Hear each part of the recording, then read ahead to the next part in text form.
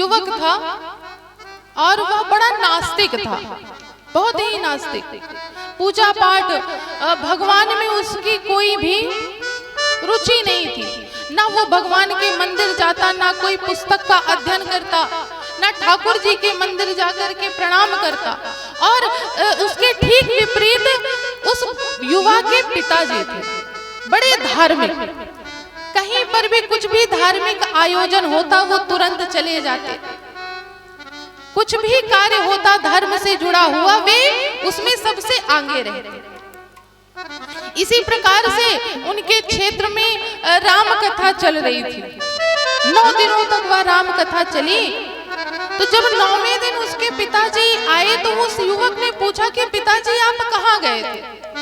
मैं रोज देखता हूँ कि आप इस समय पर कहीं पर 2-4 घंटे के लिए चले जाते हैं, कहाँ जाते हैं? पिताजी ने कहा कि बेटा यहाँ पर पास में एक जगह कथा चल रही थी, आज उस कथा का विश्राम दिवस था। 9 दिनों तक वो कथा चली, बड़ा आनंद आया। 4 घंटे वहां पर कैसे व्यतीत हो जाते थे पता नहीं चलता था, भगवान का नाम सुनने में, कीर्तन करने में। उस युवक ने कहा कि पिताजी आप मेरे पिता हैं, लेकिन मैं तब भी कहूंगा कि आप बड़े मूर्ख हैं। क्यों हैं?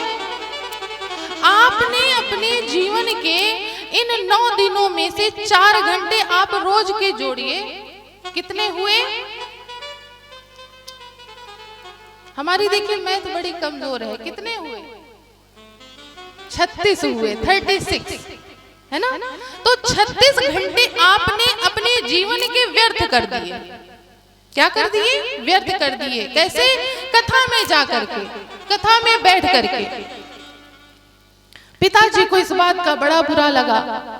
वे पुनः गए जो वहां पर कथा करने के लिए आए हुए थे, उनके पास गए। उन्होंने बताया कि मेरे पुत्र ने ऐसी ऐसी बात कही। तो व्यास जी ने कहा कि आप अपने पुत्र को लेकर के आइए। पुत्र को पिताजी लेकर के आए। पुत्र ने वही बात व्यास जी से कही। व्यास जी ने कहा अच्छा तो एक बात बताओ बेटा, तुम करते क्या हो? कहने लगा कि मैं नौकरी करता हूँ, जॉब करता हूँ। कितने घंटे की जॉब है? 8 घंटे की। अच्छा तुम अपनी दिनचर्या बताओ। कहने लगा सुबह मैं उठता हूँ, उठ करके रोज के जो नित्य कर्म है वो कर करके, स्नान आदि करके, नाश्ता करके ऑफिस चला गया। शाम को आया, कुछ देर अपने दोस्त मित्र यारों के साथ बैठा और भोजन किया और सो गया। सोते कितने बजे हो? बोला बस 11-12 बजे सो जाते हैं। उठते कितने बजे हो?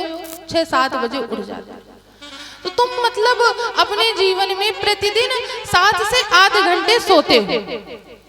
युवक ने कहा कि हाँ मैं 7 से 8 घंटे, कभी कभी 9 घंटे भी सो जाता। व्यास जी ने कहा कि तुम तो बड़े मूर्ख निकले।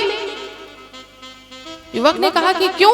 कहने लगे तुमने अपने जीवन के प्रतिदिन तुम अपने जीवन के 9 घंटे व्यर्थ कर रहे हो। उस 9 घंटे में तुम ऐसे कार्य कर सकते हो जिससे देश का उत्थान होगा, कल्याण होगा।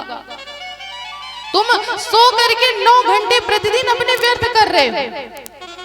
युवक ने कहा कि महाराज मैं दिन भर कार्य करता हूँ और कार्य करके आता हूँ, तो अगले दिन जिससे मैं फ्रेश रहूं, अगले दिन मैं कार्य करने के लिए फिर से उसी ऊर्जा के साथ प्रस्तुत हूँ, इसलिए सोना तो आवश्यक है। अगर सोऊंगा नहीं तो अगले दिन काम कैसे करूंगा? शरीर को रेस्ट चाहिए, विश्राम चाहिए।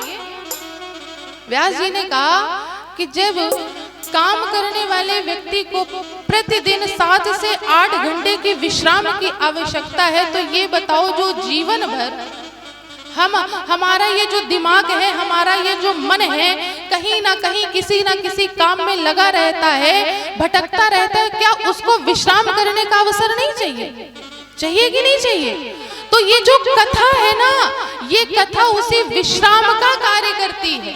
जो हम आप रोज डेली सोते हैं अपने शरीर को विश्राम देने के लिए, तो जो कथा श्रवण होती है, जो हम अपने कानों से कथा को श्रवण करते हैं, वो हमारे जीवन को विश्राम देती है, हमारे मन को विश्राम देती है।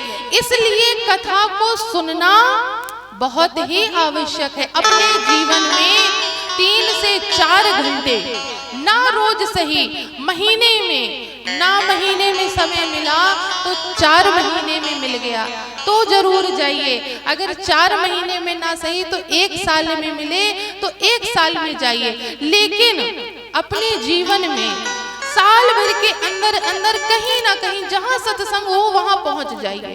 क्यों?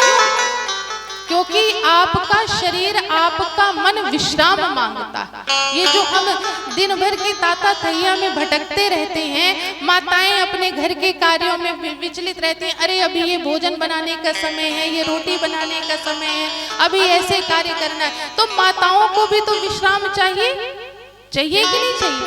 हमारे भाई बंधुओं को भी तो चाहिए। कोई किसानी करते हैं, कोई ड्यूटी जाते हैं, कोई कहीं जाते हैं, तो उनका मन भटकता रहता है। तो ये कथा उसी भटके हुए मन को स्थायी करने का कार्य करती है। इसलिए हमें अपने जीवन में कथा, सत्संग, भजन, कीर्तन करते रहना चाहिए।